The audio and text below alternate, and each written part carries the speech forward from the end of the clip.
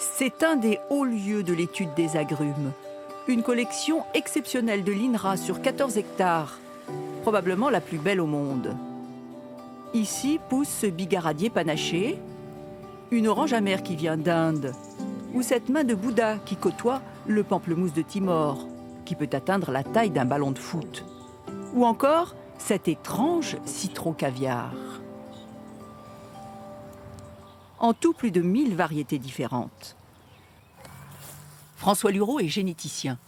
Régulièrement, il arpente les rangées de la collection. Cet inestimable réservoir constitue pour les chercheurs un précieux conservatoire de la biodiversité génétique. Des fruits qui sont mûrs. Regardez, il y a quelques exemples de la taille des fruits. Ils sont tout petits. Certains de ces agrumes, comme celui-ci qui vient d'Australie, ne sont pas consommés, mais il est important de les garder.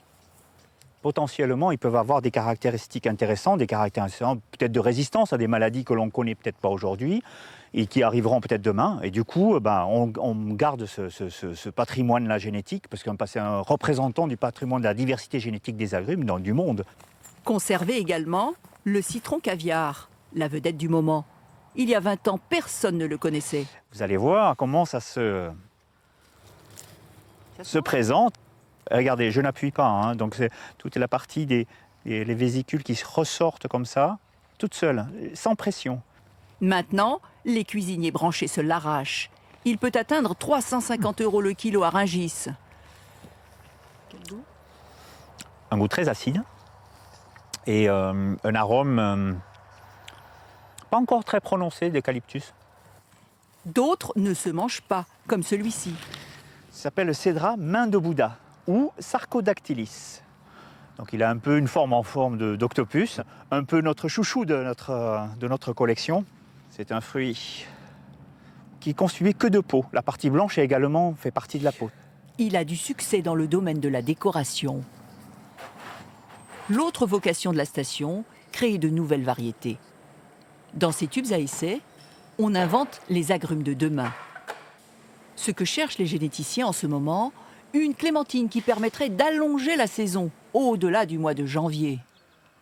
Dans ces immenses serres, on mène parfois la vie dure aux agrumes, mais c'est pour la bonne cause. C'est le domaine de Coralie Imbekant.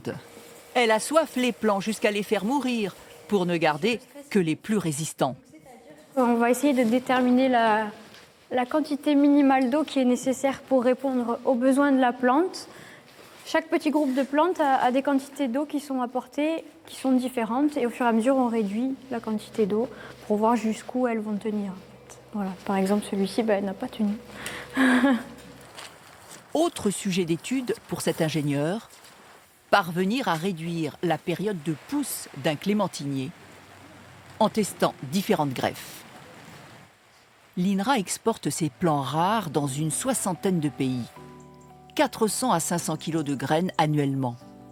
De quoi faire pousser environ 8 millions d'arbres. Que ce soit cette orange qui ressemble à un pamplemousse, ou cette autre qui reste verte et dont la chair est blanche, peut-être des stars en devenir.